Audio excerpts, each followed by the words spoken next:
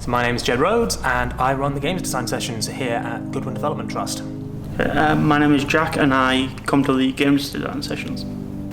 The games design sessions at Goodwin are basically sessions where learners will come into the space, get to grips with a software called RPG Maker, which is probably one of the more accessible video game softwares available to make content with. I've learned how to operate the RPG Maker software, and I've been using that for quite a while now, and sort of how that handles the games design elements.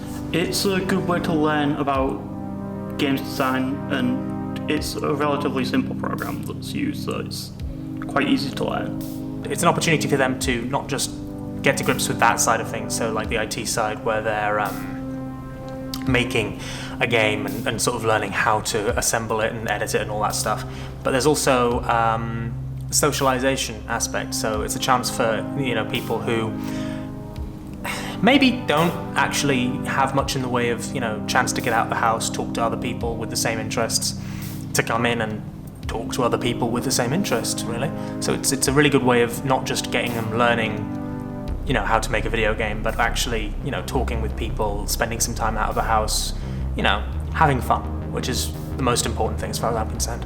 A lot of people will sit next to each other, they'll talk about what sort of games that they want to make, they'll look over each other's shoulders, learn from one another what's going on, and sort of collaborate to make different things happen, which is a really wonderful thing to see. We made a piece of music recently that we imported into the software and put into a game. So that was pretty cool to see how that all worked. A lot of my role as the tutor for these sessions is like the really basic stuff, like setting up the computer, but also things like looking over people's shoulders, commenting, that looks cool, that looks awesome, what are you doing now? Learners will come to me and say, how do I do X thing? And I will show them how to do X thing. So as an example, I helped one of the learners out in a recent session with mapping. So I sort of introduced him to different tile sets, helped him work out how to do the mapping in such a way that it looked really cool, basically. So it's very soft and hands-off, the sessions at the moment, but a lot of that is down to the fact that the learners currently need that. So if a learner comes in and wants a really hands-on approach, that's also something that we're able to do. I'd say it's gotten me out more and gotten me used to interacting with a variety of different people who I wouldn't normally talk to and things like that. In theory, it can appeal to a very broad spectrum of people.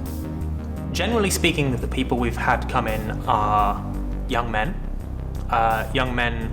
with interests that sort of generally veer towards the same geeky bent. So you've got a lot of science fiction, fantasy fans, people who play games like your Elden Ring, Borderlands, things like that. But it's a broader appeal, I think, in general, games design. It's got an appeal that can be very wide. You're naturally going to have people who have an interest in the technological side of it, and you're naturally going to have a lot of people who have an interest in the specific kinds of stories that RPG Maker is optimized for, which is fantasy roleplay games or science fiction roleplay games. But in general, I feel like the appeal can be and should be a lot broader than that. And I would absolutely love for more people to, come in with different interests and different backgrounds, with different ideas for the sorts of things that they want to make. So the games design sessions take place at the Thornton Village Hall on Walker Street, which is opposite the Octagon Centre. They take place on Fridays from 10 o'clock in the morning till 12 o'clock. And one joins simply by showing up. You have to fill in really quick form and then you're off, as the case may be. Alternatively, you may choose to sort of contact us through one of the other projects, such as the Do It project, and get involved in a variety of the employability side of things. But as a consequence of doing that, you can then take part in some of the extra sessions, such as the games design. There is an age range, which is age 16 to 29, that you have to be in order to access these sessions. But other than that, it's really straightforward to join.